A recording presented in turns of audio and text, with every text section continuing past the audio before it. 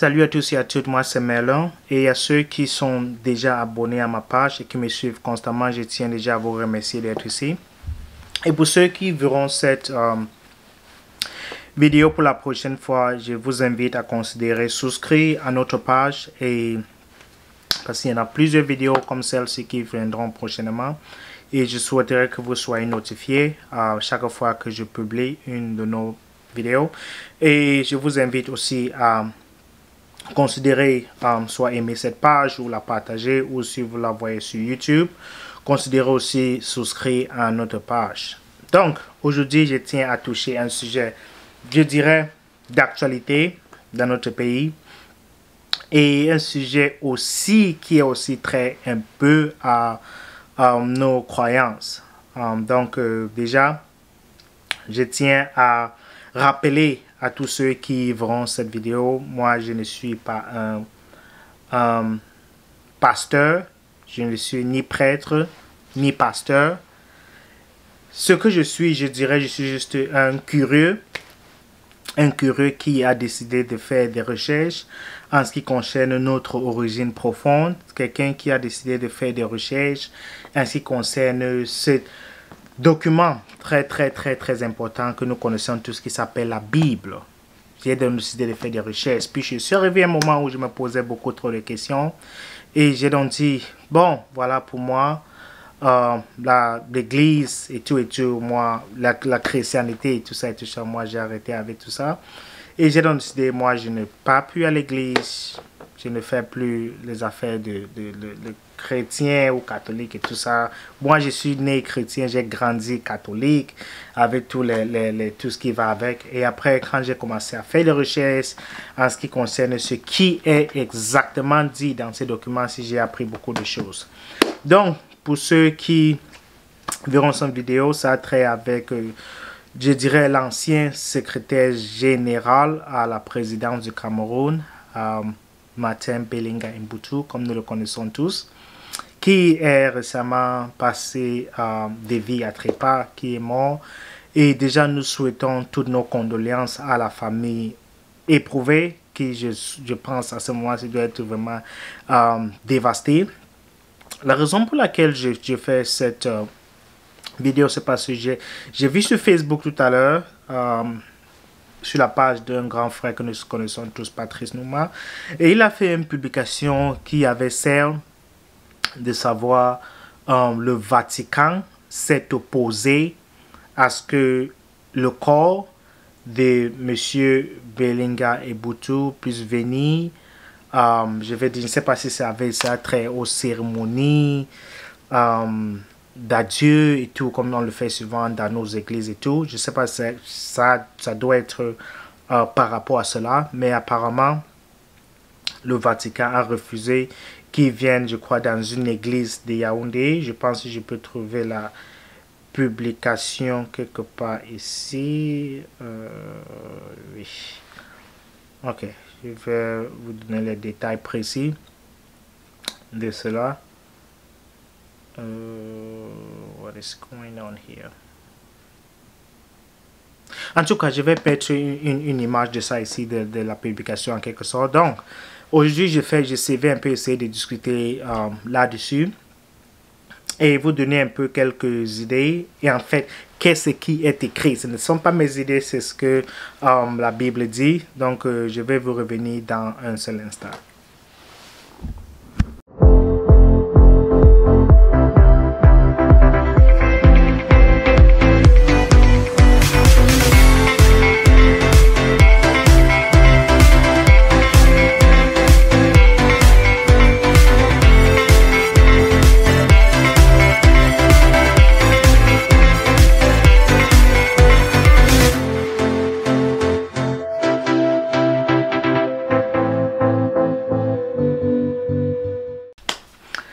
Déjà, merci de rester connecté et j'ai donc trouvé la publication dont je cherchais tout à l'heure, qui est celle-ci.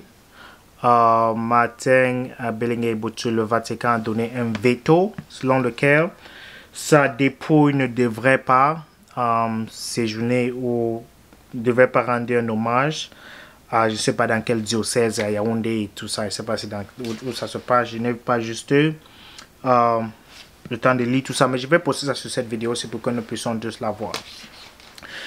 Donc, le décès de M. Belenga Mbutu, vraiment, ça suscite beaucoup, ça fait couler beaucoup d'encre au Cameroun.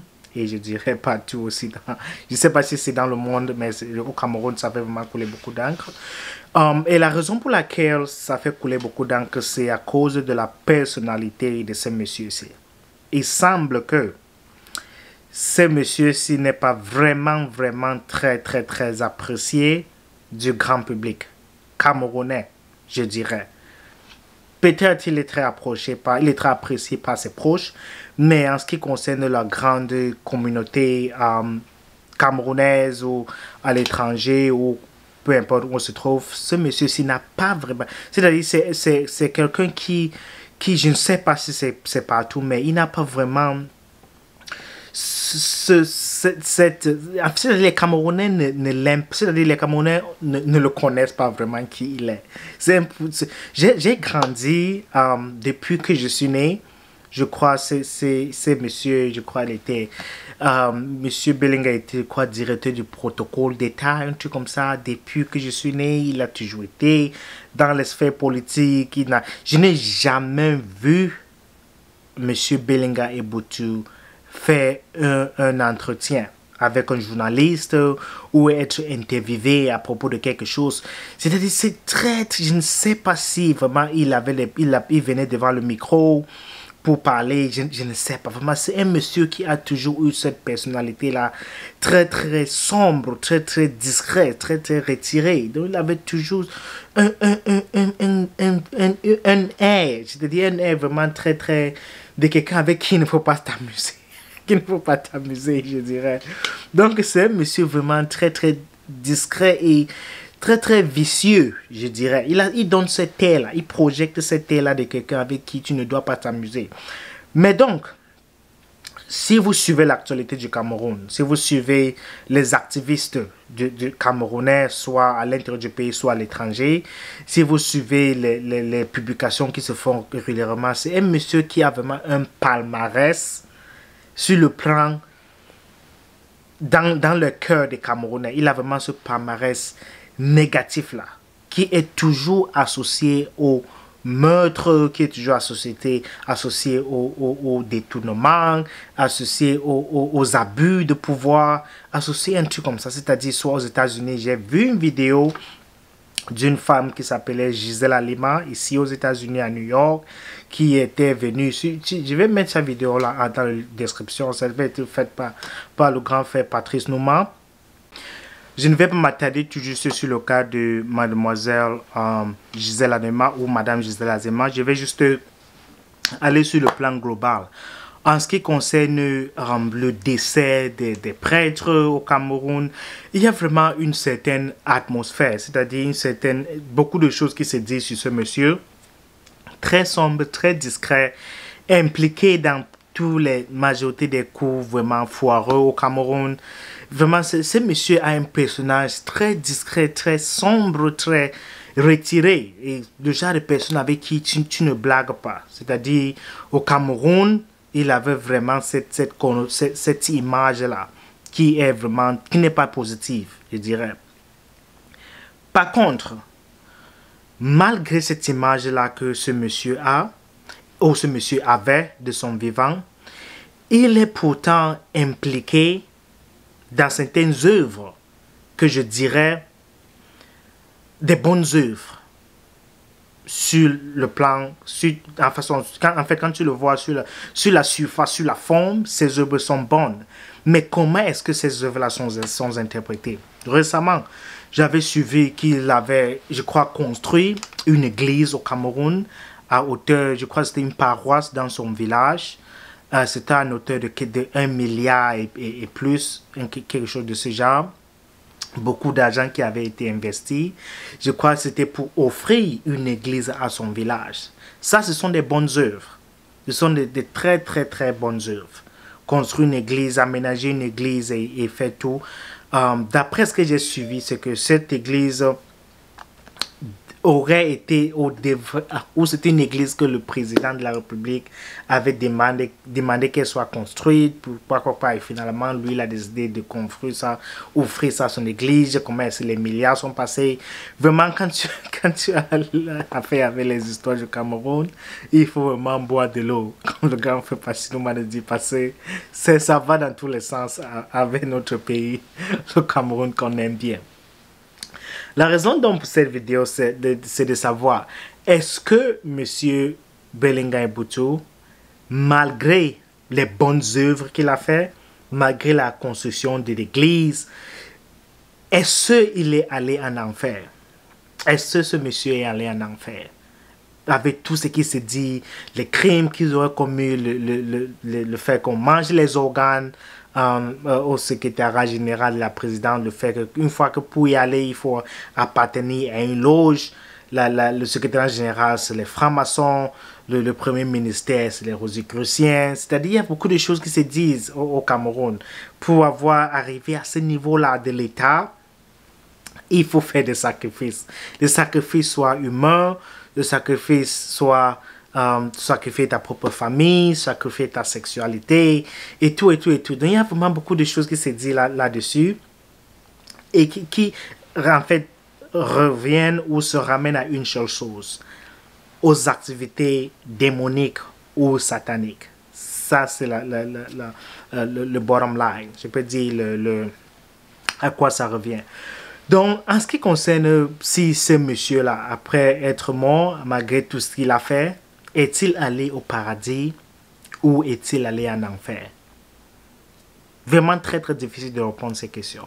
Et seul ce document, seule la Bible peut vous apporter une clarification en ce qui concerne cela.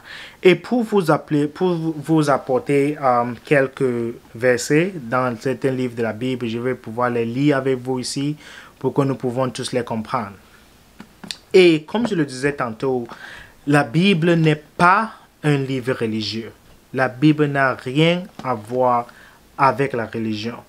La Bible, en quelque sorte, pour le dire dans les termes simples, c'est un document comme une constitution. La constitution, chaque pays dans le monde a une constitution. Et la constitution, en fait, qu'est-ce qu'elle résume?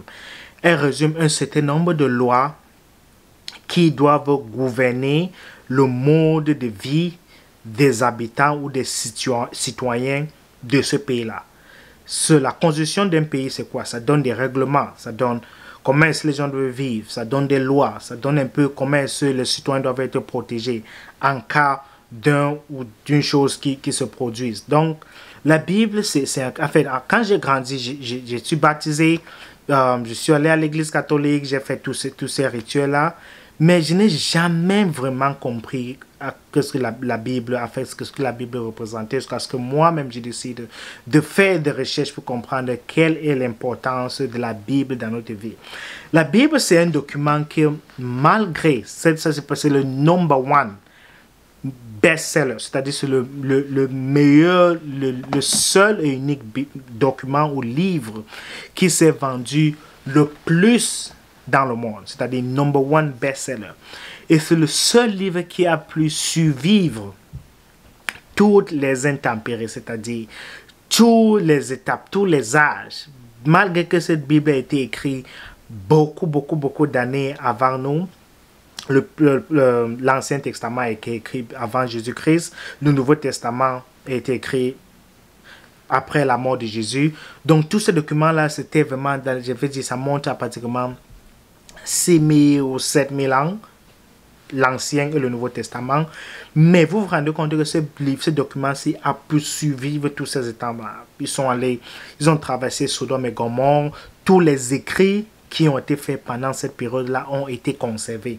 C'est ça qui montre que la Bible, vraiment, c'est un livre que chacun d'entre nous devrait le savoir, devrait lire, devrait la comprendre, pas pour les objectifs religieux. Je tiens à souligner ça. Ça n'a rien à voir avec les religions, que tu sois catholique, que tu sois protestant, que tu sois de l'église anglicaine. Toutes ces dominations que nous avons, ça n'a rien à voir avec la Bible. Il n'est mentionné nulle part dans la Bible. Aucune religion n'est mentionnée dans la Bible parce que ça n'a rien à voir du tout avec la religion. Ce que je ne connaissais pas beaucoup d'années auparavant. Donc, je vais donc souligner certains passages bibliques qui expliquent en fait la question, je vais dire le sujet de cette vidéo. Donc, ce monsieur-ci, malgré sa controversie, malgré tout ce qui se dit au Cameroun en son nom, malgré tout ce qui se fait circuler, malgré le fait qu'il soit impliqué dans beaucoup de coups foireux, beaucoup de sacrifices, de meurtres, des organes, tous les loges, tout ça. Est-ce qu'il est allé en enfer? Une fois qu'il est mort, puisque lui seul était là à ce moment-là, couché sur le lit d'hôpital à Zurich en Suisse, et lui seul peut vraiment dire qu'est-ce qui s'est passé, puisque personne d'entre nous le sait. Personne d'entre nous le saura. Une fois qu'il a soufflé, poussé son dernier souffle, et son esprit est quitté, son esprit l'a quitté, où est-ce que son esprit est allé? Est-ce que l'esprit est allé au paradis, ou est-ce que les démons sont venus attraper cet esprit? Boum, directement ils sont allés en enfer. Qu'est-ce qui s'est vraiment passé? Je vais lire un passage du livre de Romains, je crois c'est le chapitre 10, versets 9 à 10. Qu'est-ce que ce livre-là dit? Il dit tout juste ceci. Parce qu'il faut que vraiment nous comprenions que il est très très très important que chacun d'entre nous apprenne ou comprenne la Bible pour son propre bénéfice. Ça n'a vraiment rien à voir avec la religion. Donc, Romains chapitre 10, verset 9 à 10, dit tout simplement ceci. Si tu confesses de ta bouche le Seigneur Jésus, et si tu crois dans ton cœur que Dieu l'a ressuscité des morts, tu seras sauvé. Si tu confesses de ta bouche et tu crois fermement que Dieu l'a ressuscité des morts, ressuscité le Seigneur Jésus des morts, tu seras sauvé. C'est-à-dire quoi? Si tu décides de confesser de ta propre bouche, comme tu vois là, le Seigneur Jésus, c'est mon Seigneur, et que Dieu l'a ressuscité des morts, tu seras sauvé. Être sauvé veut dire quoi? Quand tu mourras, quand arrivera le moment du jugement dernier, au moins quand tu arriveras devant Dieu et que tu seras face à lui pour le jugement, au moins tu seras sauvé. Tu n'iras pas brûler en enfer, tu iras au paradis jusqu'à ce que nous tous, nous revenions sur terre. Puisque le paradis, ce n'est pas, nous n'allons pas rester au paradis pour toujours. Nous allons rester au paradis juste pour un moment. Et nous allons tous revenir sur terre. Puisque pour ceux qui lisent la Bible, le livre de révélation, ça finit sur terre. Ça ne finit pas au paradis. Donc nous allons aller au paradis, mais nous allons tous revenir sur terre. Pour ceux qui pensent qu'on ira au paradis, rester. Donc, voilà ce que ça dit. Si tu confesses Jésus, et que tu acceptes que Dieu l'a ressuscité, tu seras sauvé. Au moins, tu n'iras pas brûler en enfer. Pourquoi est-ce que je lis ce passage? C'est parce que malgré le fait que ce monsieur, cette personnalité que nous connaissons tous, Bellinguer Mbutu, a peut-être fait tout ce que lui seul sait, il n'a jamais été inculpé, il n'y a jamais eu une décision du tribunal qui le condamne pour avoir commis tel ou tel meurtre. Personne vraiment d'entre nous ne sait. Il y a les gens qui le savent, qui étaient peut-être très proches de lui, mais qui ne diront jamais rien. Mais aussi, personne d'entre nous ne saura si au moment où il mourait, il a dit de sa propre bouche, vraiment Seigneur Jésus-Christ, je te confesse, j'accepte que tu es mon Seigneur et j'accepte que vraiment tu es ressuscité des morts et je te confie ma vie et tout. Personne ne sait s'il a dit à ce moment-là. Pourquoi est-ce que je dis ça? Parce que quand tu es impliqué dans cette affaire de loge, cette affaire de franc-maçonnerie et de Rose 3 et tout ça, tu te soumets à une autre entité qui est le diable. C'est-à-dire, tu sers le diable à ce moment-là. C'est-à-dire, le diable, pour lui, tu deviens un serviteur.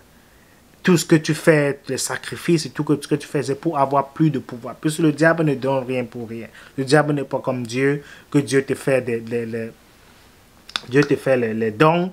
Dieu te dit, bon voilà, toi, parce que tu es mon fils et tout, je te fais ça et te fais cela. Je t'accorde cela, mais le diable, ce n'est pas ça. Le diable, il te donne de la main droite, de la main gauche, il attend récupérer de la main droite. Il te donne, si tu veux être ministre ou quoi que ce soit, il te met à ce moment, cette position-là. Mais tu dois payer. Soit tu dois sacrifier un membre de ta famille, soit tu dois sacrifier ta sexualité, soit tu dois sacrifier un certain nombre de choses. Donc, une fois que tu t'es impliqué dans ce genre de pratique-là, tu commences à glorifier une autre entité qui est celle de Dieu. Pourquoi? Parce que Satan ou le démon, le diable, veut aussi être glorifié comme Dieu. Puis c'est la raison pour laquelle il a été chassé du paradis. Parce que lui, il était en fait en charge de la musique. Il était, je peux dire, je vais faire une autre vidéo pour expliquer un peu tout ça, mais lui, il était en fait, je vais dire, le directeur de la culture, je peux dire, dans le royaume des cieux. Il était en fait celui-là qui était chargé je l'explique bien en anglais, c'est-à-dire he was the one in charge of worshiping, like he was the one directing the worship. C'était celui-là qui était là pour diriger les musiques, les chansons et tout. Je peux dire le ministre de la communication, de la culture, je dirais, au paradis. Donc, une fois que tu occupes cette position-là, beaucoup d'anges ont tendance ou sont obligés de te suivre pour les directions. C'est-à-dire, c'était lui-là qui était toujours en train de donner une direction. Voilà comment il faut, tu vois, prier Dieu.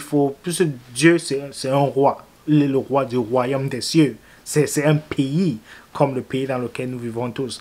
Donc lui, il était en fait celui-là qui était censé de pouvoir réguler tout ce qui se passe en qui concerne glorifier Dieu. Ça, c'est le mot que je cherchais, glorifier Dieu.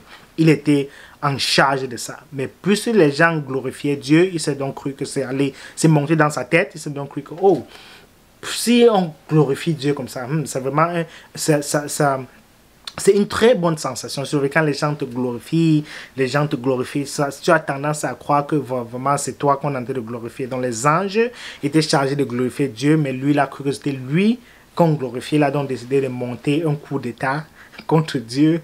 Mais à sa grande surprise, on l'a rapidement fait descendre du ciel et comme ça qu'il est tombé sur terre. Et depuis qu'il est tombé sur terre, c'est lui qui roule et celui qui gouverne toutes les institutions, tout le pouvoir de terre. Et c'est exactement mentionné pendant les 40 jours que Jésus a passé au désert. Il a tenté de tenter Jésus avec le pouvoir. Il a dit, si tu te courbes et si tu m'obéis, tu acceptes que je suis ton maître et quoi que ce soit, je vais te donner tous les pouvoirs du monde. Jésus l'a regardé, il a dit que mais mon ami, tu es malade, quoi. C'est moi qui ai créé tout ça et tu veux Donc, Satan juste utilise les tactiques pour entrer dans ta tête quand tu es ignorant. Donc, je dis ça pour dire quoi? Pour dire que si il reste là, je vais arriver quelque part avec cette vidéo aussi. Mais bon, je vais essayer de rester au niveau du sujet. C'est-à-dire, quand tu décides de te soumettre à ces entités-là, ces organismes-là, ces groupes, ces sectes-là, qui te poussent à pouvoir glorifier le diable ou le Satan, tu n'as plus à la surface. En surface, tu as tendance, les gens ont tendance à te voir comme celui-là qui tu pars à l'église, n'importe quelle cérémonie, tu es là, tu t'assois au premier banc à l'église parce que tu es ministre ou quoi que ce soit, on te donne la première chaise. Mais une fois que tu arrives dans ta loge, tu ne glorifies pas le même Dieu que nous on glorifie. Tu glorifies une autre entité qui est celle du diable. Je dis ça pour dire quoi? Si au moment où il mourait, il n'a pas, à cause de ses obligations avec sa loge ou le groupe ou tel secteur auquel il appartenait, s'il n'a pas à ce moment-là dit, vraiment Jésus-Christ, pardonne-moi pour tout ce que j'ai fait, je t'accepte comme étant mon Seigneur, mon Sauveur, et pardonne mes péchés et tout, et tout, et tout. S'il ne l'a pas fait à ce moment-là, il y a une très forte possibilité, avec tout ce que nous connaissons, nous avons entendu qu'il a commis, il y a une très forte possibilité qu'il soit allé directement en enfer. Plus du moment où il a souffert son dernier souffle. Il y a une très forte probabilité qu'il y soit allé. Mais nous n'avons pas ce pouvoir-là de juger. Seul Dieu est habilité à nous juger une fois que nous passons, nous mourrons. Seul Dieu est habilité à nous juger une fois que nous mourrons. Donc, s'il a fait, c'est une très bonne chose. C'est-à-dire, il a été sauvé. Mais s'il ne l'a pas fait, à cause de ses appartenances diaboliques ou quoi que ce soit, les sectes qu'ils font là-bas, au secrétaire général ou à la présidence ou quoi que ce soit, s'il ne l'a pas fait, il y a une très forte possibilité là qu'il est allé directement en enfer. Mais s'il l'a fait, personne d'entre nous n'est là pour juger. Ce n'est que quand nous tous, nous mourrons que nous apprendrons vraiment exactement ce qui s'est passé. Je vais encore lire un deuxième passage qui est dans le livre de Jean. Et ça dit ceci. Car Dieu a tant aimé le monde qu'il a donné son Fils unique afin que quiconque croit en lui ne périsse point, mais qu'il ait la vie éternelle. Ça, c'est encore un autre verset qui prouve que si tu acceptes le Fils unique de Dieu comme étant le Seigneur, le Sauveur, tu l'acceptes et tu le dis ouvertement avec ta propre bouche. La raison pour laquelle c'est mentionné dans la Bible, parce que beaucoup de gens, une fois que tu choisis de servir le côté obscur, de servir le diable, de servir les démons, une fois que tu fais cette transition-là, c'est difficile pour toi de le dire ouvertement que bon, voilà, j'accepte Jésus. Pourquoi? Parce que tu auras des répercussions. Tu auras des répercussions. Parce que ne pense pas que tu vas venir dire que tu sais le diable dans la nuit, le lendemain tu vas te dire, oh, je sais Jésus. Le diable va t'appeler dans la nuit, va te demander, mais mon ami, on est où là? Tu auras des répercussions, tu auras quelque chose qui va se passer dans ta famille ou quoi que ce soit. Donc, ce sont les trucs réels, les amis. Ce sont les trucs réels, c'est vrai. Tous ces trucs-là qui se disent, c'est vrai, ça existe, ça se passe. Et il faut vraiment faire très attention. Si tu n'as pas besoin vraiment d'aller dans une église ou d'appartenir à une religion ou quoi que ce soit, si tu le confesses de ta bouche, de toi-même, que voilà, vraiment j'accepte Jésus comme étant mon sauveur, et tu le confesses de toi-même, deep down, inside of you, si tu confirmes, tu l'affirmes de ta bouche, tu seras sauvé. Puisque c'est écrit dans la Constitution, qui est la Bible. Mais si tu veux être orgueilleux, tu veux dire non, voilà, je connais tout. Personne d'entre nous ne connaissait ce qui va se passer quand nous allons mourir. Mais dans la Bible, il est écrit. Si tu le cherches, tu vas trouver ce qui va se passer quand nous mourrons tous. Donc, c'est juste ce petit passage que je voulais souligner. Parce que ça crée vraiment beaucoup de bruit au Cameroun depuis que cet être est passé. Dans plusieurs groupes. Facebook, il y a beaucoup de gens qui disent que vraiment c'est un épanouissement. Une fois qu'il est mort, moi, je ne trouve pas comment les gens s'épanouissent de la mort de quelqu'un. Mais il semble qu'à cause de ce que ce monsieur-là a fait à beaucoup de nos compatriotes, beaucoup de prêtres dans nos églises au Cameroun, vraiment, il semble que ce qui se dit à propos de ce monsieur est vrai. Il n'a jamais été condamné, il n'y a jamais eu une décision du tribunal contre lui. Il n'y a jamais les enquêtes qui ont, je dirais, été engagées, n'ont jamais abouti avec le Cameroun. Si tu ne bois pas de l'eau vraiment avec le Cameroun, vraiment, tu ne comprendras rien du tout. Donc, beaucoup de choses se sont dites, mais rien n'a jamais été fait.